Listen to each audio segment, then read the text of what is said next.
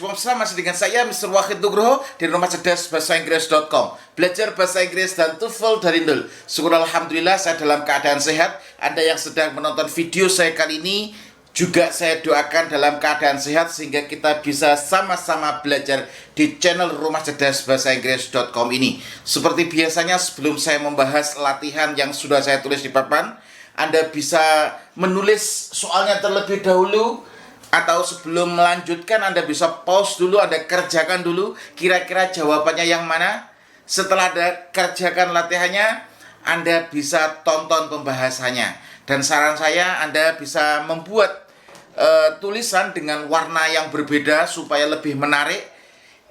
Atau kita belajar menggunakan otak kanan. Soal di sini saya tulis menggunakan spidol hitam, nanti saya analisis menggunakan spidol merah atau spidol biru. Supaya lebih mencolok kita pakai spidol merah. Dan Anda di rumah, Anda siapkan kertas, Anda siapkan pulpennya dengan warna yang berbeda untuk menganalisis. Lah, kemarin ada yang tanya, Sir, saya kok masih bingung ketika mengikuti pembahasannya Mr. Wahid ini, kok saya masih bingung kenapa? Sebenarnya perlu Bapak Ibu ketahui bahwasanya yang saya bahas di sini ini adalah soal TOEFL yang levelnya agak sedikit tinggi. Kalau Bapak Ibu memiliki basic bahasa Inggris yang cukup atau minimal intermediate ke advance, ini sangat membantu sekali. Tapi masalahnya adalah jika basic bahasa Inggris Bapak Ibu masih setengah ke bawah atau di bawah standar, ini masih sangat butuh pemahaman yang lebih. Maka dari itu saran saya ketika Bapak Ibu mungkin basic bahasa Inggrisnya masih lemah, Anda bisa belajar di buku pertama saya dulu, yakni adalah konsep belajar TOEFL dari nol. Ini akan mengajarkan Bapak Ibu teknik-teknik bagaimana cara belajar TOEFL dari nol. Bapak Ibu akan belajar tentang tenses sampai klausa. Untuk membuat buku ini saya sudah menghabiskan waktu kurang lebih 10 tahun untuk riset. Strateginya bagaimana, Anda tidak perlu bertahun-tahun. Kenapa? Karena waktu Anda sangat pendek. Anda butuh waktu 2 bulan untuk persiapan. Anda tonton seluruh videonya, Anda kerjakan latihannya, dan Anda tonton pembahasannya. Jadi di buku ini, bedanya di buku-buku saya, baik itu konsep belajar TOEFL dari nol maupun belajar listening TOEFL dari nol, yang menjadi pembeda dengan buku-buku TOEFL yang lain adalah kebanyakan buku TOEFL hanya dijual begitu saja. Jadi Anda beli, Anda buka 1 halaman, 2 halaman, Anda tutup lagi. Kenapa? Anda tidak tahu cara belajarnya. Tapi di buku-buku saya, di situ ada bukunya, ada materi, video materinya, ada soalnya, plus ada pembahasannya. Jadi Anda tonton materinya, Anda pahami materinya. Setelah Anda tonton atau pahami materinya, langkah selanjutnya Anda kerjakan latihannya. Setelah Anda kerjakan latihannya, Anda tonton pembahasannya di e-course. Baik itu belajar konsep belajar TOEFL dari nol maupun belajar listening TOEFL dari nol. Buku ini saling melengkapi. Jika Anda mengambil buku konsep belajar TOEFL dari nol dan belajar listening TOEFL dari nol, saya kasih bonus vocabulary TOEFL dari nol. Ketika persediaannya ini masih ada. Oke. Untuk menyingkat waktu, mari kita langsung bahas soal nomor 5 sampai nomor 7. Sebenarnya sangat mudah kalau Anda tahu polanya. Yuk kita langsung bahas soal nomor 5. Lanjutan di video sebelumnya ya. The Missouri bla bla bla, longest river in the United States, flows through 7 states from its source in Montana to its confluence with the Mississippi. Lah, perlu Bapak Ibu ketahui di sini ada penanda-penandanya. Lah, penandanya apa? Di sini ada kata longest. Longest. Ada kata long, ada ist. Ini berarti superlatif. Superlatif. Lah, superlatif itu biasanya ditambahkan the. The longest, the smartest, the most beautiful girl. Lah, di situ kalau superlatif biasanya ditambahkan the. Anda bisa buka di konsep belajar TOEFL dari nol, babnya apa? Babnya adalah the comparison of adjective. Di situ ada positive degree, comparative degree, dan superlative degree. Nah, Anda buka di sana lengkap. Lah, ini langkahnya. Berarti karena longest, ini semuanya butuh the. semuanya ternyata ada the-nya sudah. Oke. Kemudian langkah selanjutnya Anda harus tahu bahwasanya di sini ada koma. Ketika ada koma, ini ada beberapa kemungkinan. Kemungkinan pertama, ketika ada koma di sini adalah berupa adverbial clause. Adverbial clause. Lah, kalau adverbial clause berarti di depan harus ada konektornya. Nah, cara analisisnya gitu. Kalau di buku konsep belajar TOEFL dari nol ini di bab nomor 28. Levelnya Anda sudah sabuk hitam kalau Anda mau belajar karate. 28 sabuknya sudah sabuk hitam. Oke. Semoga Anda bisa mengikuti step-stepnya. Lah, terus langkah selanjutnya ternyata di sini di nomor 5 ini tidak ada konektor di depan subjek. Nggak ada konektornya, berarti Anda tidak bisa menggunakan, Anda tidak bisa menggunakan adverbial clause. Ini bukan adverbial clause. Di sini ada komanya. Koma yang ketika ada komanya, yang kedua Anda harus lihat dulu setelah koma ini apa. Ternyata setelah koma ini flows, ini mengalir, ini adalah verb, ya toh. Ketika setelah koma itu langsung verb, berarti di sini adalah apa? Ini adalah apositif, apositif. Nah, kalau apositif Anda bisa lihat pola apositif yang sudah punya bisa langsung dilihat.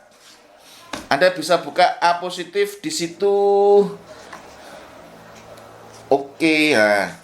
Apositif di chapter 15 di bab 15. Di situ tentang apositif, pola apositif.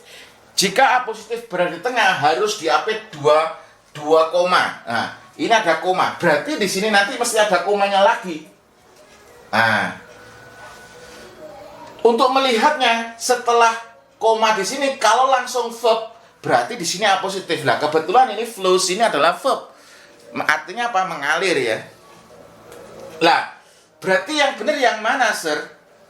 Dan Anda harus tahu sebelum saya lanjutkan, di sini apositif adalah non atau kata benda yang hadir sebelum atau sesudah non yang berfungsi untuk memberikan keterangan tambahan pada non. Jadi fungsinya adalah untuk memberikan keterangan tambahan sesudah non.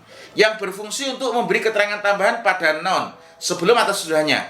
Non pada apositif kedudukannya bukan sebagai subjek. Dan posisi apositif bisa berada di awal, di tengah, dan di belakang. Dan apositif di sini biasanya berupa frase. Jadi apositif ini bukan berupa kalimat. Lah, maka dari itu jawaban yang B sama yang C salah. Kenapa? Karena di sini ada is, ada verbnya. Padahal verbnya adalah flows. Lah, sedangkan di sini kalau apositif berada di tengah, ada komanya masih di sini. Nah, jadi kemungkinannya adalah antara A sama D. Karena yang ada komanya di sini adalah A sama D. Dan keduanya ada the-nya. Pertanyaannya, jawabannya yang mana yang benar? Oke, ternyata jawabannya adalah yang A. The Missouri Rivers, kalau Anda pakai jawaban D, one of the longest river, ini salah. Kalau kenapa salah? Yang D itu salah karena kalau di sini one of the, ini reverse-nya harus jamak. Nah, kenapa kok harus jamak? Karena satu dari banyak. Kalau satu dari banyak berarti harus jamak. Ya, itu salah satu dari sungai-sungai terpanjang. Nah, itu berarti ini salah. Ini harus sama. Sedangkan di sini soalnya adalah singular. Lah, jawabannya yang benar yang A. Kenapa? Karena di situ singular. Jadi the Missouri River, Sungai Missouri, Sungai Missouri, sungai terpanjang di Amerika. Nah, berarti di sini ini tidak menunjukkan satu dari banyak. Nah, paham ya? Kalau paham please komen ya. Yes, paham sir. Kalau Anda sudah lolos setelah menonton video-video saya, Anda bisa kasih testimoni atau Anda kasih stimulus teman-teman yang lain, pejuang beasiswa yang lain supaya juga semangat dalam belajar. Lah, di sini jadi fungsinya adalah menjelaskan Missouri. Jadi kalimatnya Sungai Missouri, the longest river in the United States. Jadi sungai terpanjang di Amerika, flows through 7 states. Jadi mengalir melalui 7 negara. From its source, bla bla bla. Jadi jawabannya adalah yang A. Bisa dipahami ya? Ingat, yang perlu dipahami di sini Anda harus tahu dulu. Ketika di sini ada koma, Anda harus lihat. Ini adalah adverbial clause atau apositif. Kalau adverbial clause berarti di depannya harus ada konektor. Kalau apositif berarti di tengah harus ada 2 koma. Harus ada 2 koma. Penandanya kalau apositif setelah koma itu mesti verb. Karena apositif di sini fungsi utamanya adalah untuk menjelaskan kata benda, yaitu Missouri River. Dalam koma itu fungsinya adalah menjelaskan kata Missouri ya, sulit banget ngomong Missouri ya. Contoh yang lain, apositif bagaimana? Contohnya gini, ketika saya mengatakan Jokowi, the President of Indonesia, comes to Yogyakarta. Nah, di sini Jokowi, yang tak maksud Jokowi itu bukan tukang bakso di desamu, tapi yang tak maksud Pak Jokowi di sini adalah President of Indonesia. Lah, fungsi dari apositif ini adalah untuk menjelaskan kata benda. Dan apositif ini tidak boleh berupa kalimat atau klausa, nggak boleh. Harus berupa frase, kebanyakan berupa frase. Semoga ini bisa memahamkan Anda. Kalau Anda paham, please komen. Yes, paham sir. Dan Anda please komen Anda dari mana. Kalau Anda dari Surabaya, Anda komen. Yes, paham sir, saya dari Surabaya. Yes, paham sir, saya dari Papua. Yes, paham sir, saya dari Maluku. Wow, semuanya belajar. Dan semoga bisa memahamkan Anda. Kalau belum paham, jangan putus asa. Ya, wala taya'asuha, jangan putus asa. Anda bisa belajar setahap demi setahap. Kalau ini masih bingung, berarti Anda belum levelnya di sini. Saran saya Anda belajar dari konsep belajar TOEFL dari nol sama belajar listening TOEFL dari nol. Ini sudah banyak sekali yang lolos TOEFL-nya. Targetnya cuma 500, ternyata bisa goal 570. Nah, banyak sekali yang seperti itu. Semoga Anda yang lagi sedang berjuang, Anda juga bisa menyusul. Nah, kemudian soal yang nomor 6. Coral islands such as the Maldives are the tip of the reef built during the period of warm climate when bla bla bla higher. Nah, Anda perlu tahu di sini bahwasanya Coral Islands ini adalah sebagai subjeknya, such as Maldives ini, seperti Maldives ini menjelaskan Coral Island. Verbnya yang mana? Verbnya ternyata yang are. Jadi sudah ada subjeknya, sudah ada verbnya ya. The tip of the reef lah, build ini sebenarnya ada kata yang dibuang. Ini adalah ini biasanya ada kata which are atau which were. Nah, ini tergantung tensesnya ya. Which were built. Lah, karena ini sudah mengalami teknik yang disebut dengan teknik reducing, makanya which are-nya ini dibuang, langsung built during period of warm climate. When lah. Di sini when di sini Anda perlu tahu when di sini ini bukan kalimat tanya. Kenapa? Karena tanda bacanya bukan tanda tanya. Nah, berarti when ini adalah berupa klausa. Berupa klausa. Kalau berupa klausa, when ini adalah konektor, diikuti dengan subjek, diikuti dengan verb. Nah, jadi konektor, subjek, dan verb. Iki wis enek when wis konektor, berarti butuhnya subjek sama verb. Jadi yang subjek sama verb yang mana? Were sea levels ini salah. Kenapa? Ini verb dulu. Ini baru subjek, ini salah. She had levels higher, ini juga salah. Yang benar yang mana? Kalau having sea levels ini salah. Yang benar adalah yang D.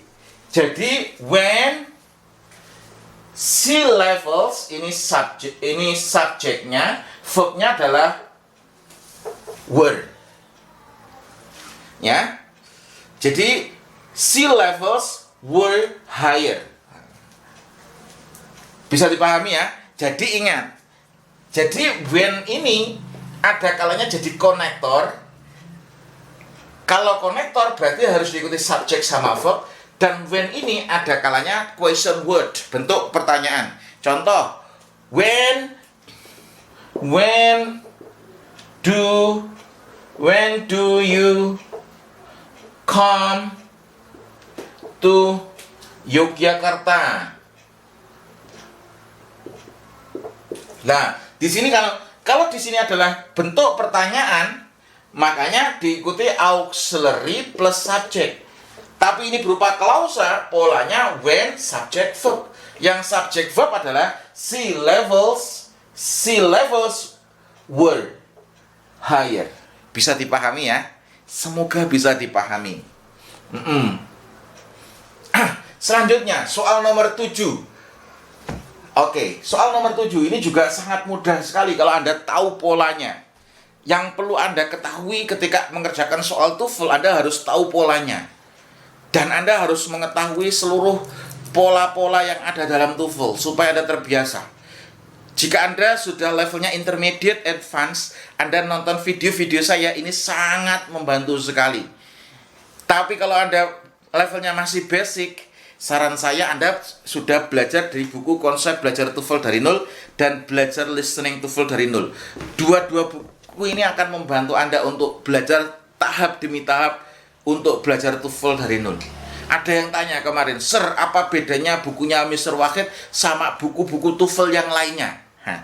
Ini menarik pertanyaannya, pertanyaan kritis lah. Yang menjadi pembeda adalah buku-buku TOEFL yang lain kebanyakan itu tidak mengajarkan TOEFL dari nol. Karena asumsi mereka, kalau Anda mengambil TOEFL, asumsi mereka level bahasa Inggris Anda sudah intermediate advance. Dan mereka tidak menyediakan e-course-nya, penjelasan pertanggungjawaban dari buku yang dia tulis. Makanya dia hanya menulis buku saja, tidak ada tidak ada e-course-nya. Tapi di buku Mr. Wahid ini Anda perlu ketahui ada e-course-nya. Makanya cara belajarnya bagaimana? Anda tonton materinya dulu dari bab 1. Anda tonton, setelah tonton materinya Anda kerjakan latihannya. Setelah Anda kerjakan latihannya, Anda tonton pembahasannya. Baik itu di konsep belajar TOEFL dari nol, belajar listening TOEFL dari nol, maupun vocabulary TOEFL dari nol, semuanya ada e-course-nya.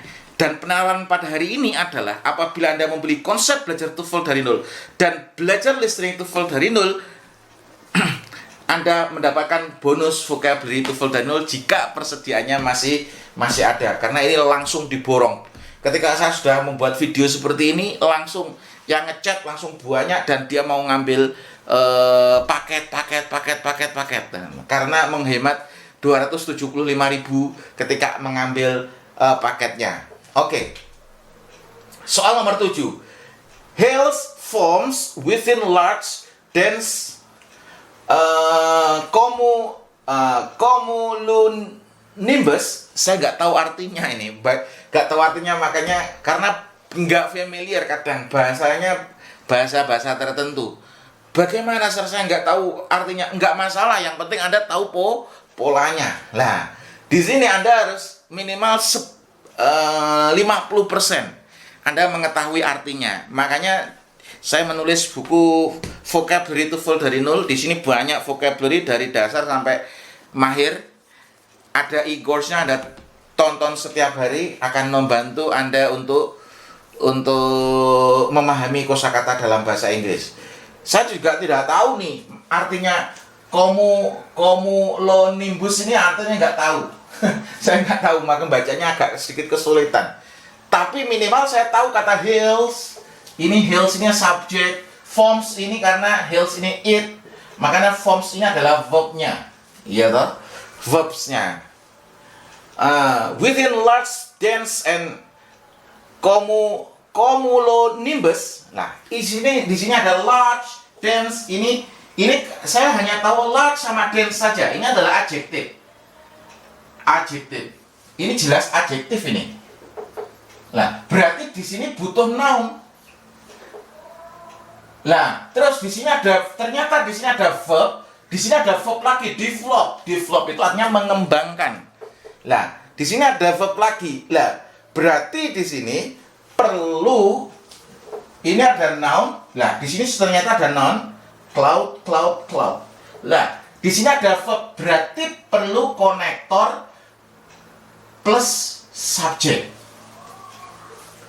Konektor plus subject. Jadi jawabannya A jelas salah. Dan di sini perlu Bapak Ibu ketahui, di sini ada that, ya. Ada that. Nah, ternyata that itu Z ini dia bisa jadi konektor. Z ini juga bisa jadi subjek, merangkap jadi subjek.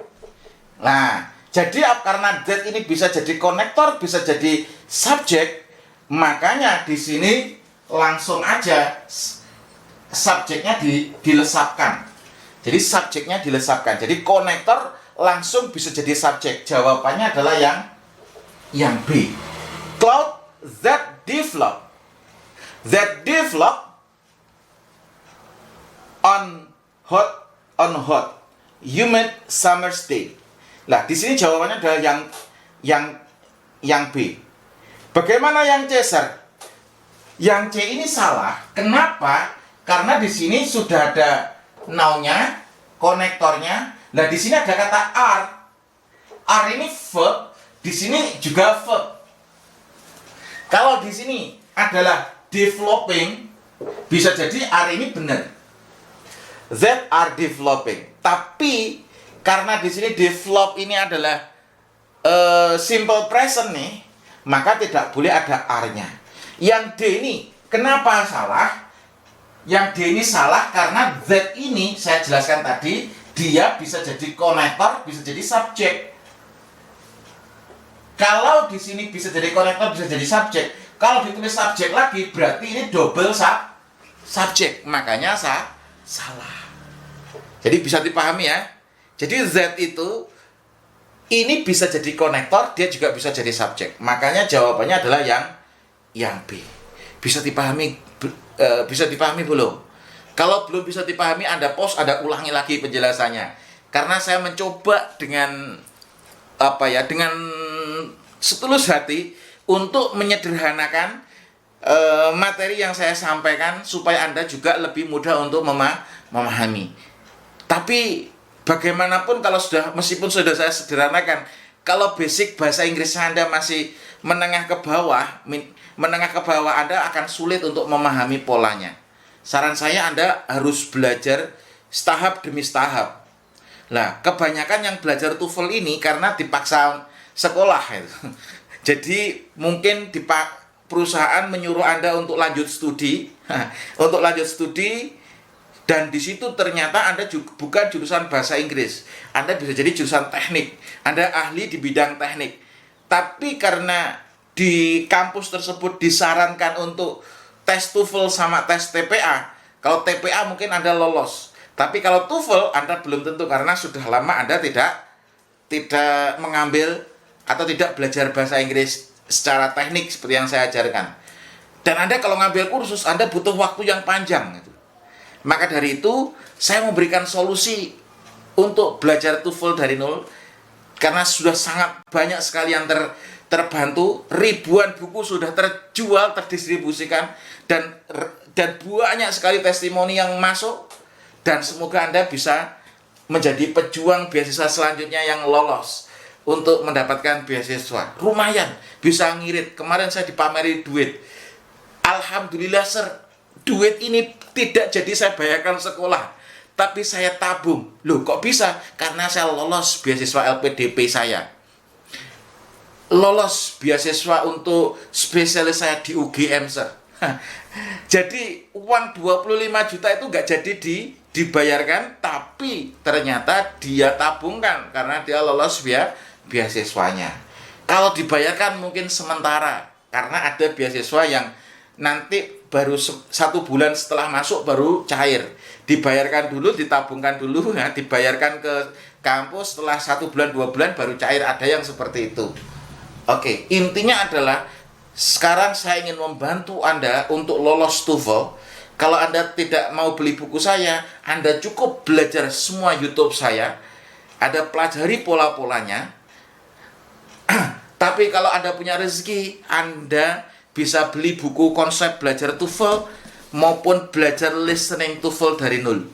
Dan saya mohon doanya pada Bapak Ibu semuanya, karena saya lagi merintis pesantren bahasa, dan penjualan dari buku ini rencananya saya mau buat pesantren. Makanya saya mohon doa restunya Bapak Ibu. Please jangan di copy ataupun dibajak.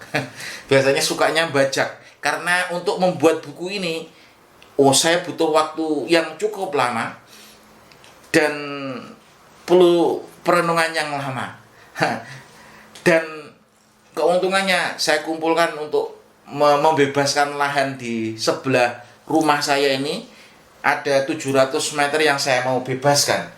Rencananya di belakang ada sekitar 200 meter persegi, sebelah ada 700 lah. Nanti kalau dibuat pesantren bahasa, pesantren yatim piatu yang bergerak di bidang bahasa, entrepreneurship, dan target saya adalah pesantren yang menghafalkan Al-Quran, insya Allah akan sangat membantu. Mohon doanya kepada teman-teman semuanya. Soal terakhir, ini sebenarnya sangat mudah kalau Anda tahu ilmunya, ya. Oke. Measles is a highly contagious viral disease. Blah blah blah by a characteristic skin rash. Perlu Bapak Ibu ketahui, ketika ada kata by di sini, by ini artinya oleh, biasanya adalah kalimatnya adalah kalimat pasif. Bla bla blanya ini pasif. Contohnya, my book is borrowed by Rudy. My book is borrowed by Rudy. Nah, di sini ada kata by, ini artinya oleh, biasanya bentuknya adalah kalimat pasif. Nah, pasif ini adalah rumusnya be plus verb 3. Is borrowed. Nah, di sini ada by, berarti ini adalah bentuk kalimat pasif. Berarti jawaban yang A jelas salah karena ini aktif. Is a company, ini juga salah. Karena ini adalah bentuk kalimat aktif. Jawabannya antara C sama D. Lah, yang perlu Bapak Ibu ketahui di sini adalah di sini sudah ada subjeknya, sudah ada verbnya. Berarti di sini sebenarnya ada proses yang disebut dengan proses reducing. Ada proses yang disebut dengan proses reducing. Ada proses yang disebut dengan proses reducing. Di mana proses reducing itu adalah proses pembuangan. Yang dibuang adalah konektor sama to-be-nya. Kalau di buku konsep belajar TOEFL dari nol di bab 28, bab adjective clause yang berubah menjadi adjective phrase. Lah, di sini sudah ada subjeknya, sudah ada verbnya. Berarti ini salah. Jawabannya benar adalah yang C, karena di sini ada subjek, ada verbnya lagi. Nanti akan ada double subjek, double verb. Berarti salah. Lah, di sini accompanied ini sebenarnya ada kata yang dibuang, which which was. Jadi di sini sebenarnya ada kata yang dibuang, yaitu adalah which was accompanied by a characteristic skin rash. Jadi karena biasanya untuk menyederhanakan kalimat, which was-nya ini adalah dibuang. Nah, which was-nya ini dibuang. Dan langsung, kalau aktif langsung verb ing, kalau pasif langsung verb 3. Karena di sini ada by, berarti adalah bentuk kalimat pasif, berarti langsung di verb 3 kan, accompanied. Jadi jawabannya yang benar adalah yang C. Yang A ini A sama B karena aktif makanya salah. Kalau is accompany ini jelas salah karena is kok accompany kok nggak verb ing, jelas salah. Accompany itu apa? Menemani ya. Kalau it is accompanied ini salah karena ada double subject dan double verb. Dan yang dibutuhkan di sini sebenarnya ada konektor sama to be. Konektor sama to be. Nah, untuk disederhanakan konektor to be-nya dibuang, which was-nya langsung dibentuk verb 3. Sekian video ini, semoga bermanfaat bagi Bapak Ibu yang ingin membeli buku konsep belajar TOEFL dari nol dan belajar listening TOEFL dari nol. Ini saya kasih bonus vocabulary TOEFL dari nol. Nah, ini. Jadi untuk bonusnya buku plus e-course-nya. Anda bisa pesan di deskripsi dari video ini. Sekian video ini, semoga bermanfaat. Terus belajar, tingkatkan kemampuan, dan saya doakan Bapak Ibu bisa mencapai skor TOEFL yang Bapak Ibu cita-citakan. Sekian, terima kasih.